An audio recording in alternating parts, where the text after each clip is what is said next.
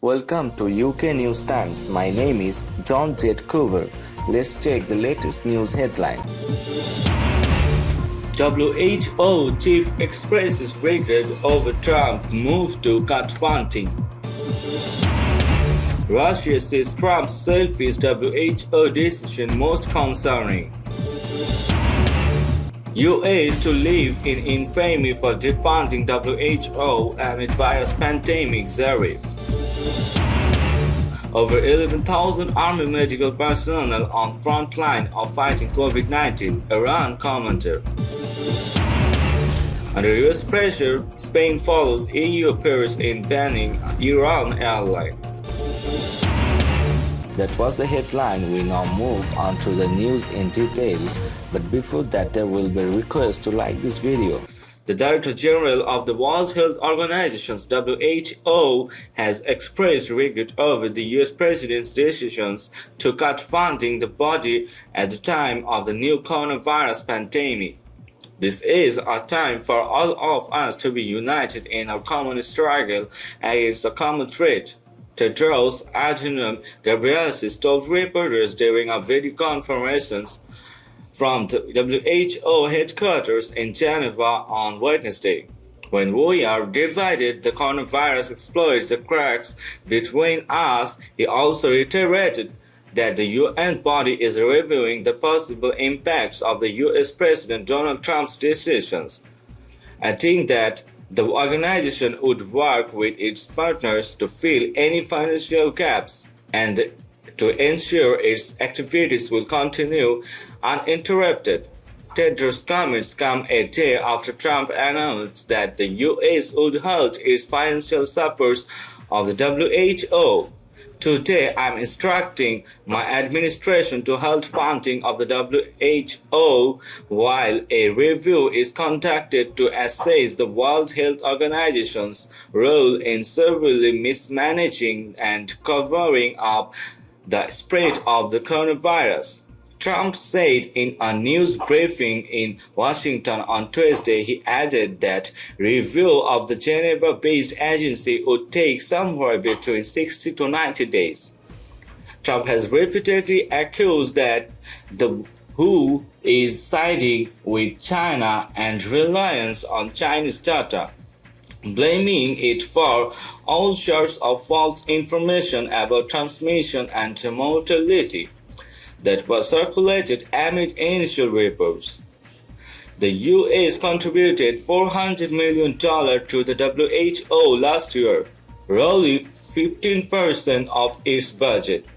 Meanwhile, the move by Trump drew harsh international reaction.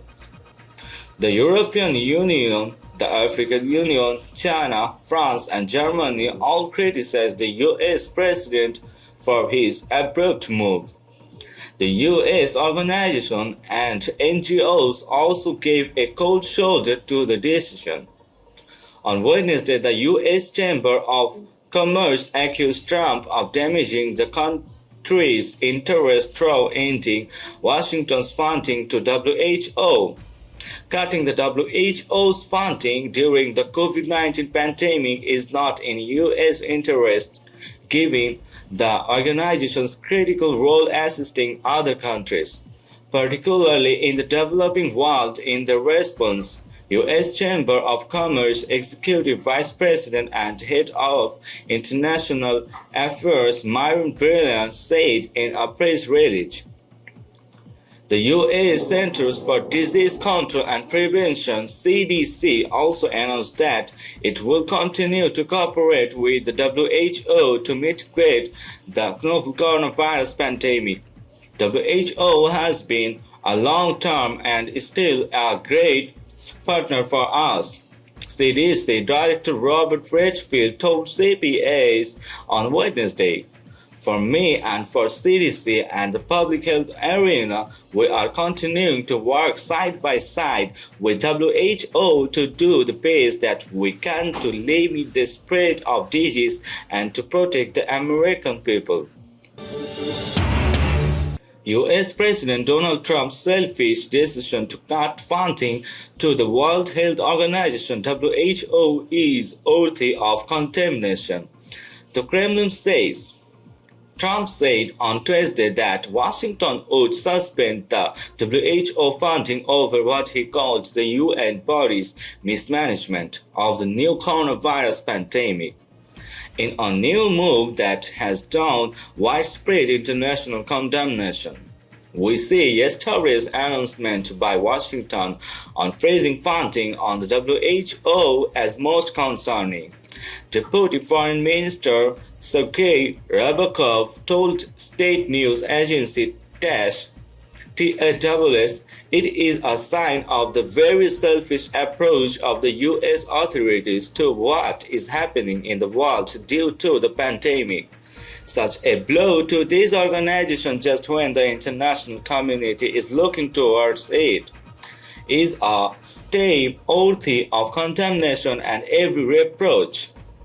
The Russian diplomat also called on Washington to increase further attacks on the WHO and take a responsible course. Earlier on Wednesday, Russian Foreign Ministry spokeswoman Maria Zakharova said Trump's decision showed that Washington's main priority is to name and shame the guilty and shows its own flawlessness. For politicians of this country, there is always someone to blame in the pandemic. It is China and the WHO, TASS quoted Zakharova as saying.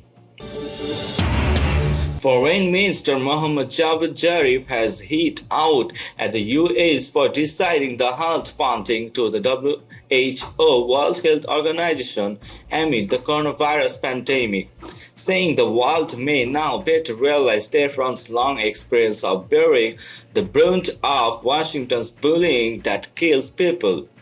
The world is learning what Iran has known and experienced all along. US regime is bullying, threatening, and vainglorious blathering is not just an addiction. It kills people, Zarif said in a post on Twitter on Wednesday. Press TV reported. Like maximum pressure against Iran, the shameful defunding WHO amid a pandemic will live in infamy. He added. US President Donald Trump said on Tuesday that he was halting funding to the WHO while a review is conducted. According to the latest figures by the World Meters website, 614,246 cases of infection in the US have been reported so far, with 26,064 death cases, also the highest across the world. Separately on Wednesday, Foreign Minister spokesman Sayed Abbas Mousavi said the US decision to halt funding to the WHO showed Washington's irresponsibility and constituted a crime against humanity, as it was made at a time that the World Health was fighting COVID-19.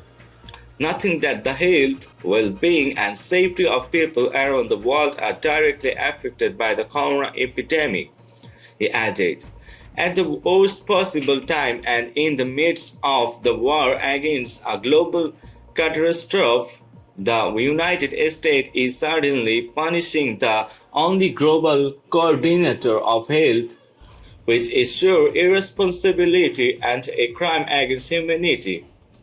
Trump's main goal is suspending the World Health Organization's budget is to play blame game and cover up the inefficiency of the US government in containing and controlling the coronavirus, he added.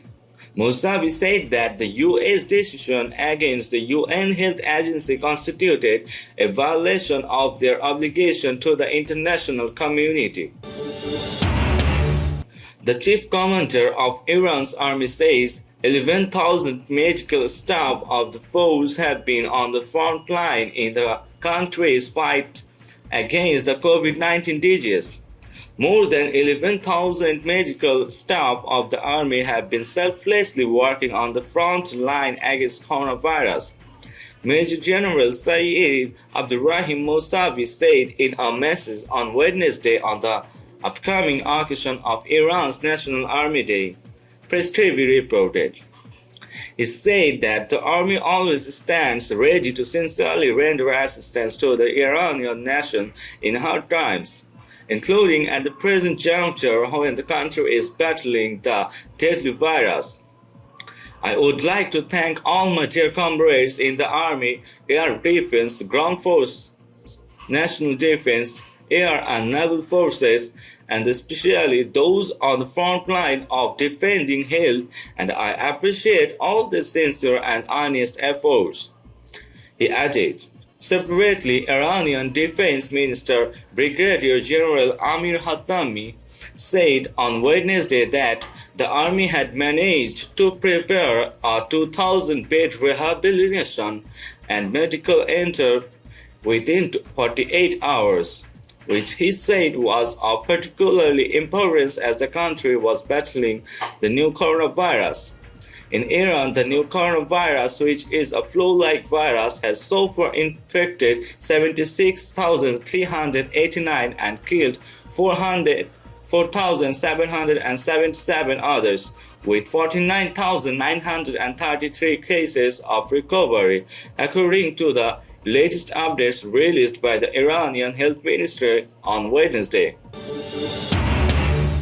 The Spanish government has revoked the landing rights of Iran's Mahan Air, apparently under U.S. pressure, which has intensified amid the coronavirus.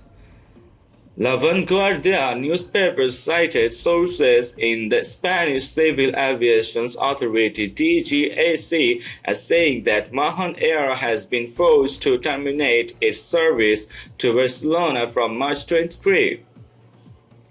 Flights between Barcelona and Tehran had run twice weekly, but Mahan Air had to quit route when Spain suddenly cancelled the airline's license. The sources made it clear that the suspension was not linked to the COVID-19 pandemic.